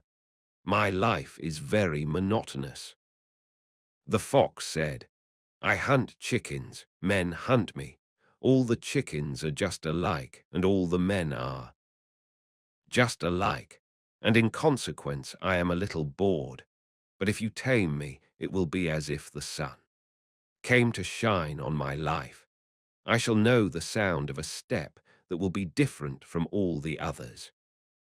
Other steps send me hurrying back underneath the ground. Yours will call me like music out of my burrow. And then look, you see the grain fields down yonder. I do not eat bread. Wheat is of no use to me. The wheat fields have nothing to say to me, and that is sad. But you have hair that is the color of gold. Think how wonderful that will be when you have tamed me. The grain, which is also golden, will bring me back the thought of you, and I shall love to listen to the wind in the wheat. The fox gazed at the little prince for a long time. Please tame me, he said. I want to very much, the little prince replied, but I have not much time. I have friends to discover and a great many things to understand. One only understands the things that one tames, said the fox. Men have no more time to understand anything. They buy things all ready-made at the shops, but there is no shop anywhere where one can buy friendship, and so men have no friends any more. If you want a friend, tame me. What must I do to tame you? Asked the little prince. You must be very patient, replied the fox. First, you will sit down at a little distance from me, like that, in the grass. I shall look at you out of the corner of my eye, and you will say nothing. Words are the source of misunderstandings, but you will sit a little closer to me every day. The next day the little prince came back. It would have been better to come back at the same hour, said the fox. If, for example, you come at 4 o'clock in the afternoon, then at 3 o'clock I shall begin to be happy. I shall feel happier and happier as the hour advances. At 4 o'clock I shall already be worrying and jumping about. I shall show you how happy I am. But if you come at just any time, I shall never know at what hour my heart is to be ready to greet you. One must observe the proper rites. What is a rite? Asked the little prince. Those also are actions too often neglected, said the fox.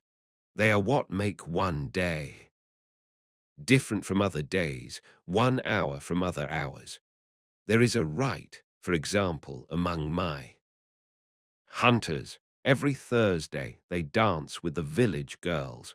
So Thursday is a wonderful day for me. I can take a walk as far as the vineyards. But if the hunters danced at just any time, every day would be like every other day, and I should never have any vacation at all. So the little prince tamed the fox, and when the hour of his departure drew near, "Ah," said the fox, "I shall cry." "It is your own fault," said the little prince. "I never wished you any sort of harm, but you wanted me to tame you." "Yes, that is so," said the fox.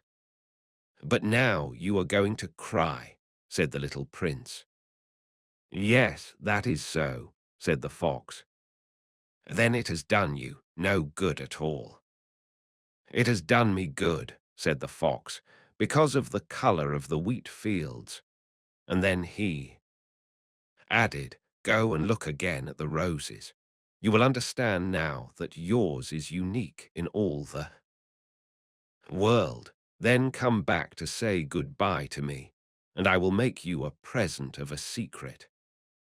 The little prince went away to look again at the roses.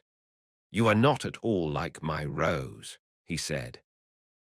"As yet you are nothing. No one has tamed you, and you have tamed no one. You are like my fox. When I first knew him, he was only a fox like 100,000 other foxes, but I have made him my friend, and now he is unique in all the world." And the roses were very much embarrassed. "You are beautiful, but you are empty," he went on. "One could not die for you, to be sure, an ordinary passerby would think that my rose looked just like you, the rose that belongs to me.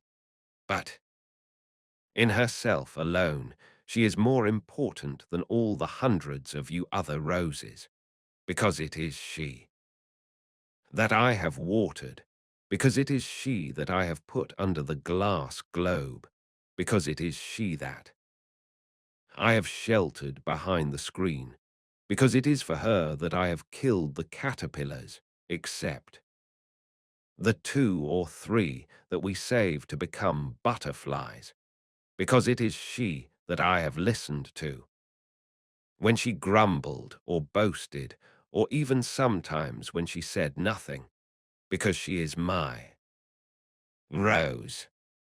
And he went back to meet the fox. "Goodbye," he said. "Goodbye," said the fox. "And now here is my secret, a very simple secret. It is only with the heart that one can see rightly. What is essential is invisible to the eye." "What is essential is invisible to the eye," the little prince repeated, so that he would be sure to remember.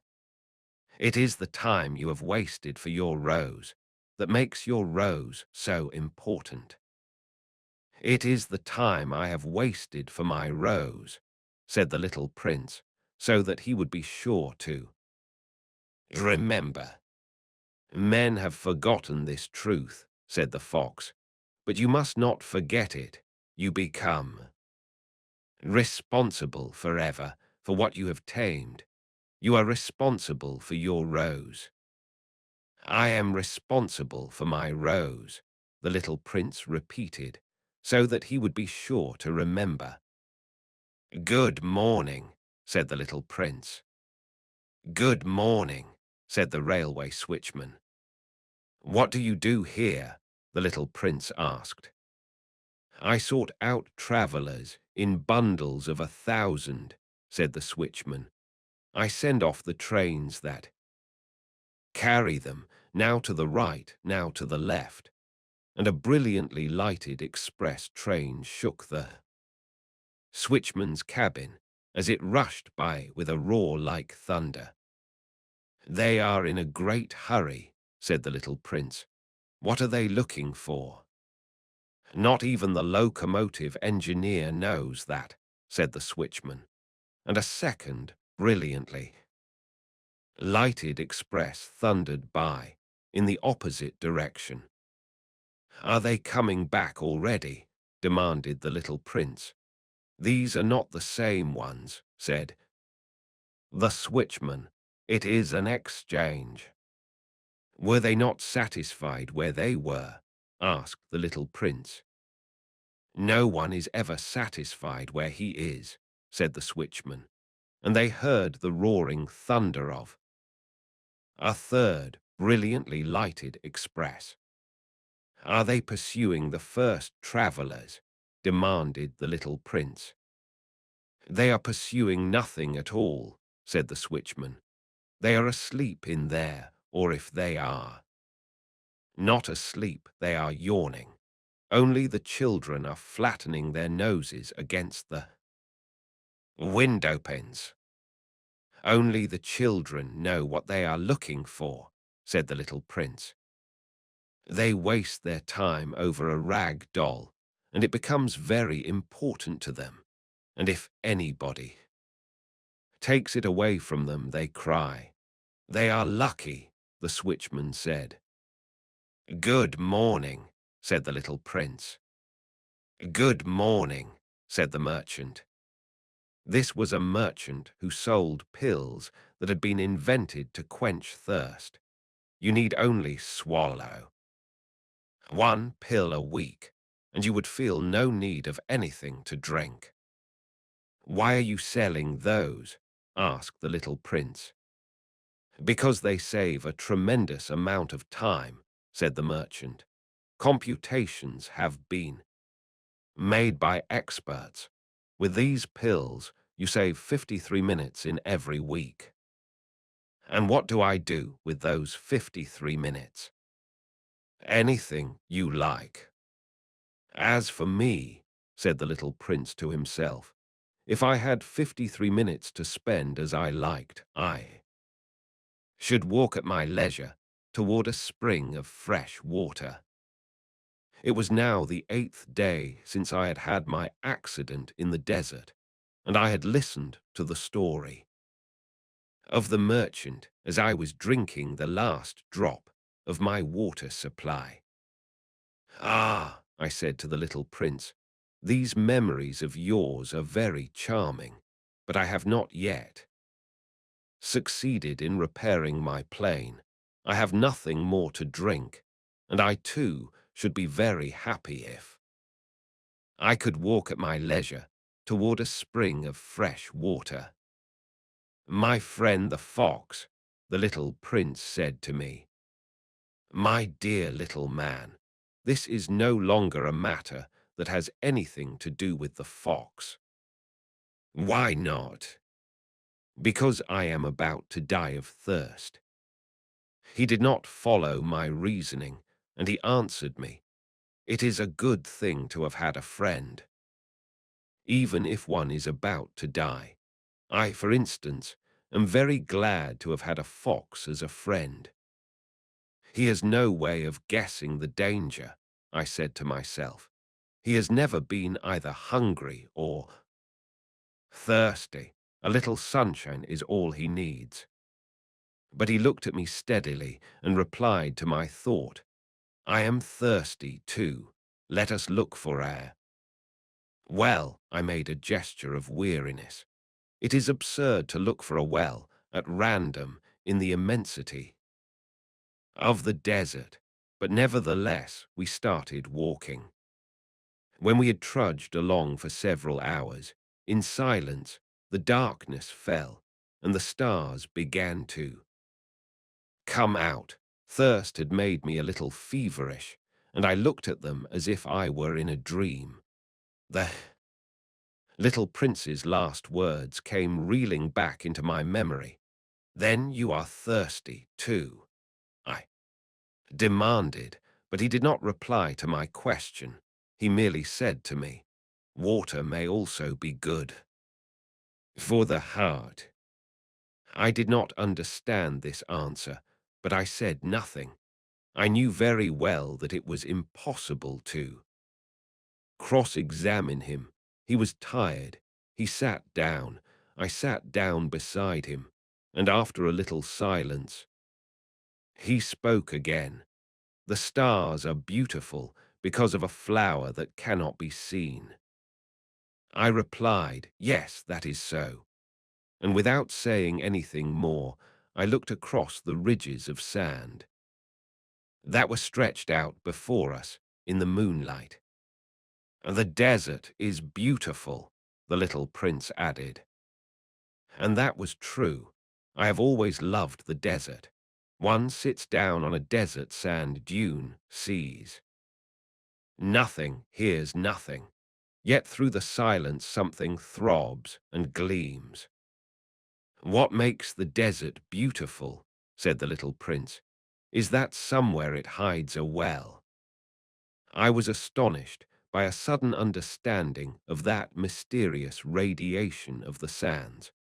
When I was a little boy, I lived in an old house, and legend told us that a treasure was buried there. To be sure, no one had ever known how to find it. Perhaps no one had ever even looked for it, but it cast an enchantment over that house. My home was hiding a secret in the depths of its heart. "Yes," I said to the little prince, "the house, the stars, the desert, what gives them their beauty is something that is invisible." "I am glad," he said, "that you agree with my fox." As the little prince dropped off to sleep, I took him in my arms and set out walking once more. I felt deeply moved and stirred. It seemed to me that I was carrying a very fragile treasure. It seemed to me, even, that there was nothing more fragile on all earth.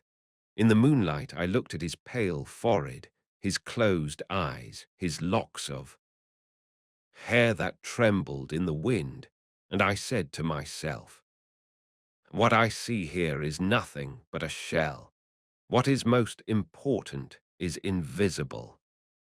As his lips opened slightly with the suspicious of a half-smile, I said to myself again, "What moves me so deeply about this little prince who is sleeping here is his loyalty to a flower, the image of a rose that shines through his whole being like the flame of a lamp, even when he is asleep." And I felt him to be more fragile still. I felt the need of protecting him as if he himself were a flame that might be extinguished by a little puff of wind. And as I walked on so, I found the well. At daybreak, "Men," said the little prince, "set out on their way in express trains, but they do not know what they are looking for. Then they rush about and get excited and turn round and round."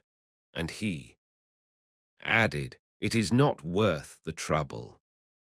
The well that we had come to was not like the wells of the Sahara.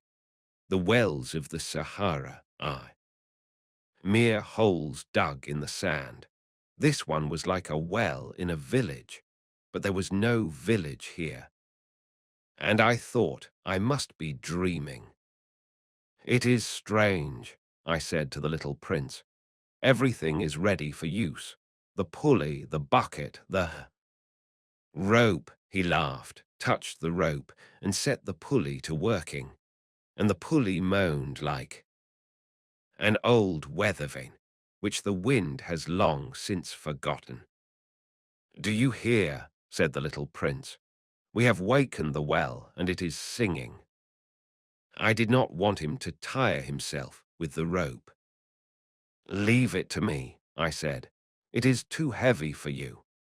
I hoisted the bucket slowly to the edge of the well and set it there, happy, tired as I was, over my achievement.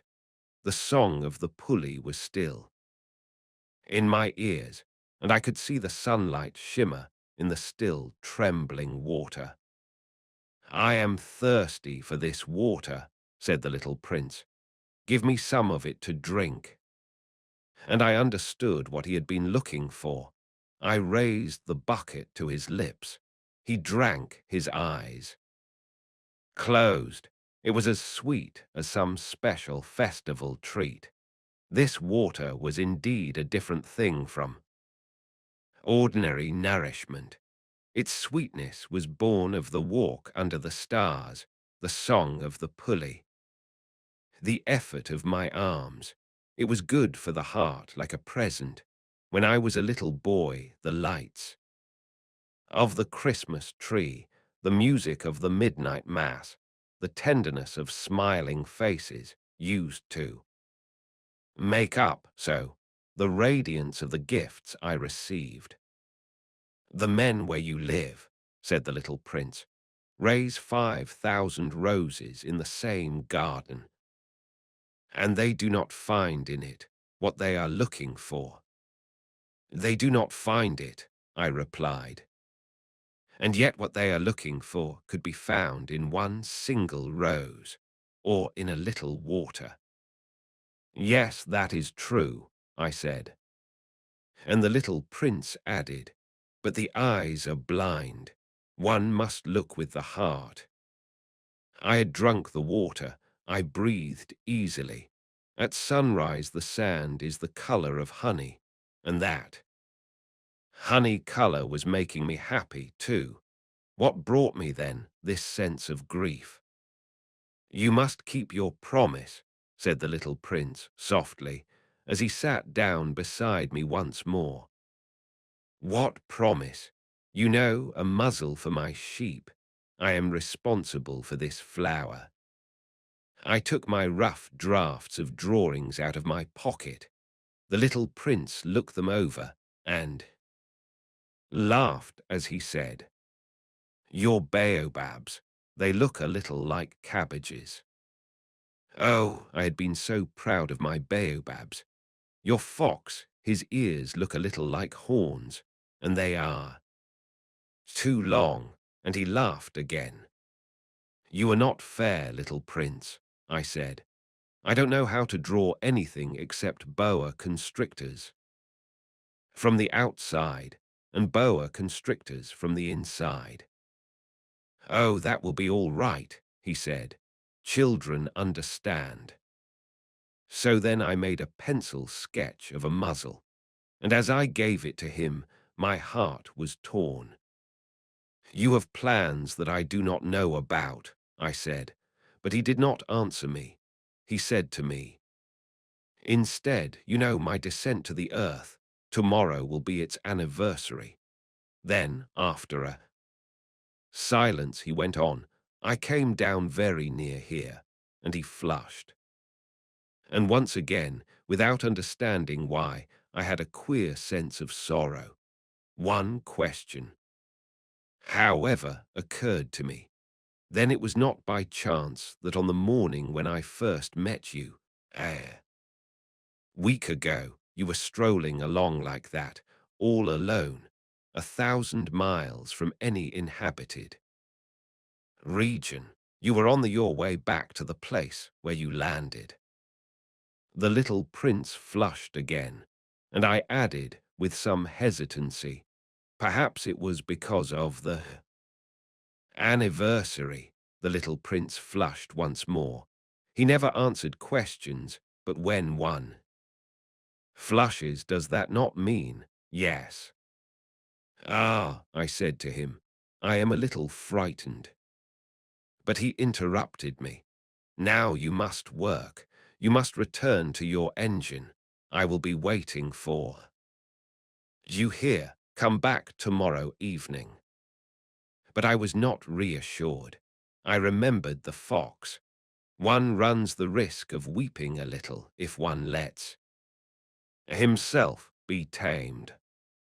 Beside the well there was the ruin of an old stone wall. When I came back from my work the next evening, I saw from some distance away my little prince sitting on top of a wall with his feet dangling, and I heard him say, Then you don't remember, this is not the exact spot. Another voice must have answered him, for he replied to it, Yes, yes, it is the right day, but this is not the place. I continued my walk toward the wall, At no time did I see or hear anyone, the little prince, however, replied once again, "Exactly. You will see where my track begins in the sand. You have nothing to do but wait for me there. I shall be there tonight." I was only 20 meters from the wall, and I still saw nothing. After a silence, the little prince spoke again. "You have good poison. You are sure that it will not make me suffer too long." Stopped in my tracks, my heart torn asunder, but still I did not understand. "Now go away," said the little prince. "I want to get down from the wall." I dropped my eyes then to the foot of the wall, and I leaped into the air. There before me, facing the little prince, was one of those yellow snakes that take just 30 seconds to bring your life to an end. Even as I was digging into my pocket to get out my revolver, I made a running step back. But at the noise I made, the snake let himself flow easily across the sand like the dying spray of a fountain, and in no apparent hurry disappeared with a light metallic sound among the stones. I reached the wall just in time to catch my little man in my arms. His face was white as snow. "What does this mean?" I demanded. "Why are you talking with snakes?" I had loosened the golden muffler that he always wore. I had moistened his temples and had given him some water to drink, and now I did not dare ask him any more questions. He looked at me very gravely and put his arms around my neck. I felt his heart beating like the heart of a dying bird shot with someone's rifle. "I am glad that you have found what was the matter with your engine," he said.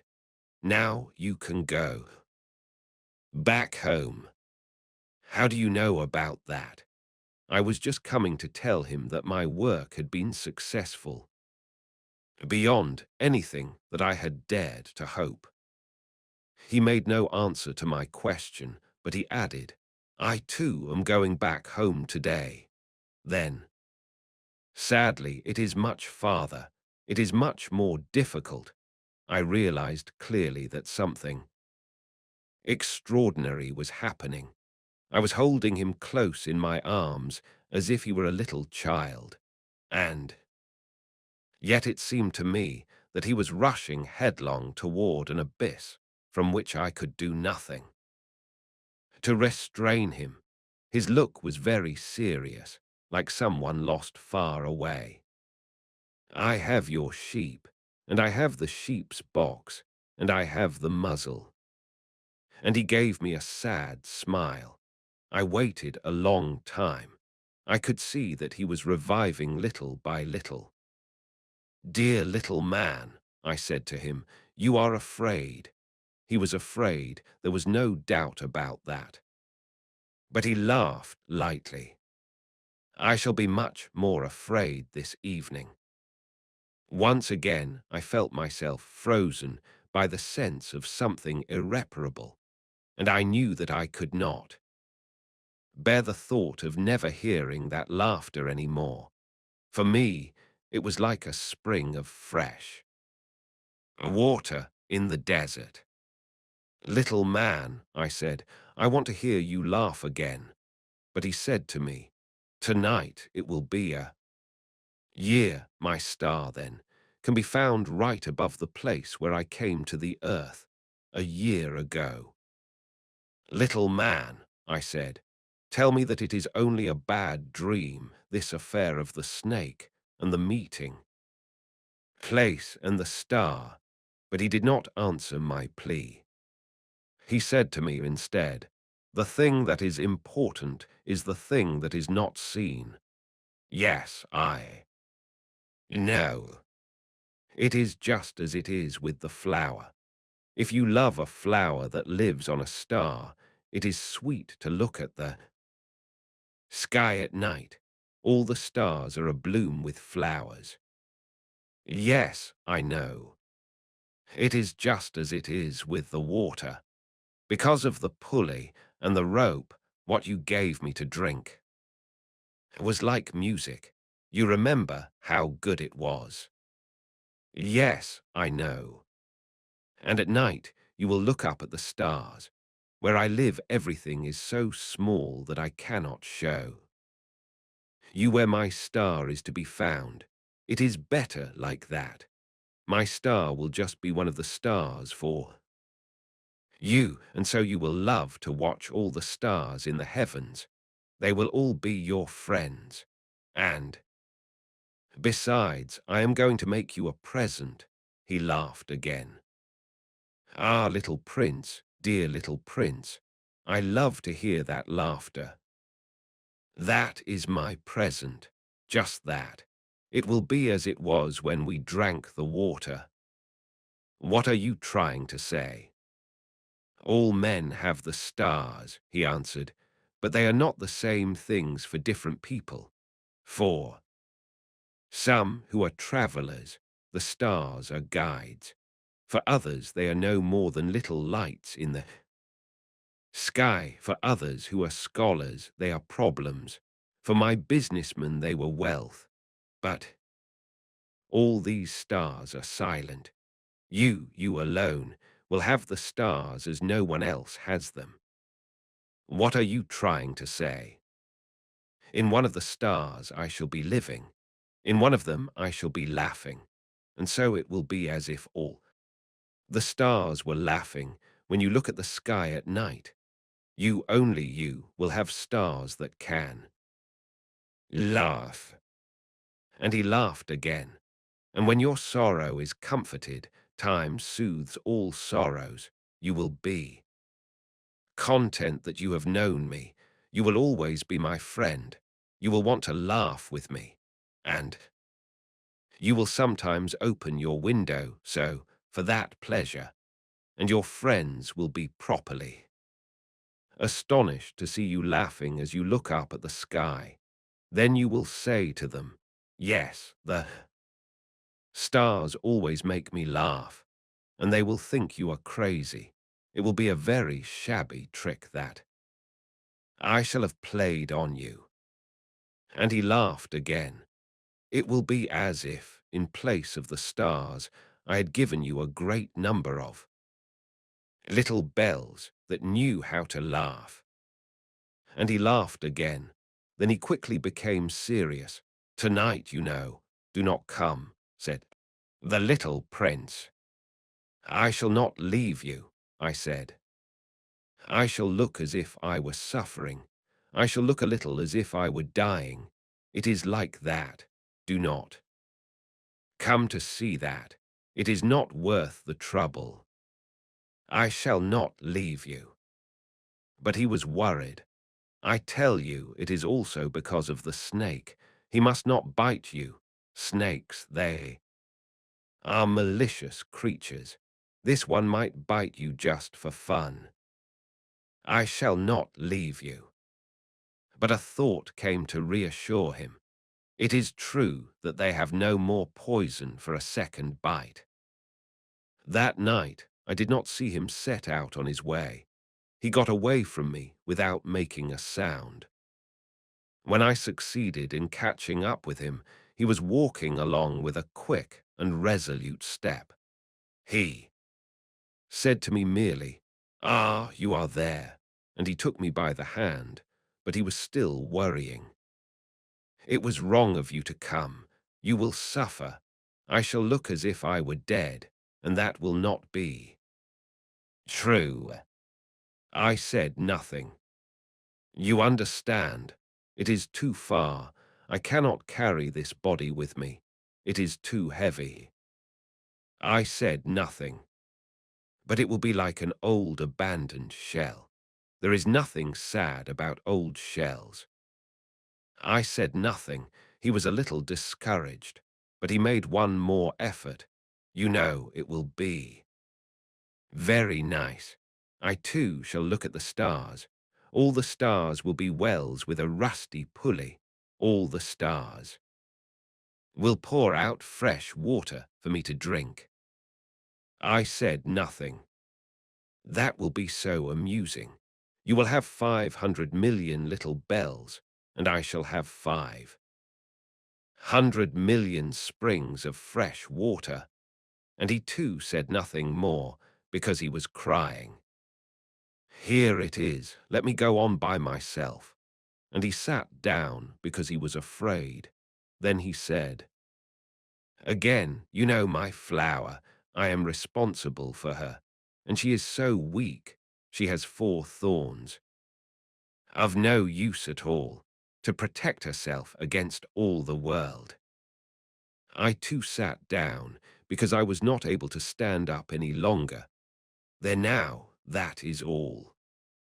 He still hesitated a little, then he got up. He took 1 step. I could not move. There was nothing but a flash of yellow close to his ankle. He remained motionless for an instant. He did not cry out. He fell as gently as a tree falls. There was not even any sound because of the sand. And now 6 years have already gone by. I have never yet told this story. The companions who met me on my return were well content to see me alive. I was sad, but I told them I am tired. Now my sorrow is comforted a little. That is to say, not entirely, but I know that he did go back to his planet, because I did not find his body at daybreak. It was not such a heavy body, and at night I love to listen to the stars. It is like 500 million little bells. But there is one extraordinary thing. When I drew the muzzle for the little prince, I forgot to add the leather strap to it. He will never have been able to fasten it on his sheep. So now I keep wondering what is happening on his planet. Perhaps the sheep has eaten the flower. At one time I say to myself, surely not. The little prince shuts his flower under her glass globe every night, and he watches over his sheep very carefully. Then I am happy, and there is sweetness in the laughter of all the stars. But at another time I say to myself, at some moment or other one is absent-minded, and that is enough. On some one evening he forgot the glass globe, or the sheep got out without making any noise in the night, and then the little bells are changed to tears. Here, then, is a great mystery. For you who also love the little prince, and for me, nothing in the universe can be the same if somewhere, we do not know where, a sheep that we never saw has eaten a rose. Look up at the sky, ask yourselves, is it yes or no? Has the sheep eaten the flower? And you will see how everything changes, and no grown-up will ever understand that this is a matter of so much importance. This is, to me, the loveliest and saddest landscape in the world. It is the same as that on the preceding page, but I have drawn it again to impress it on your memory. It is here that the little prince appeared on earth and disappeared. Look at it carefully so that you will be sure to recognize it in case you travel some day to the African desert. And if you should come upon this spot, please do not hurry on. Wait for a time exactly under the star. Then, if a little man appears who laughs, who has golden hair and who refuses to answer questions, you will know who he is. If this should happen, please comfort me. Send me word that he has come back.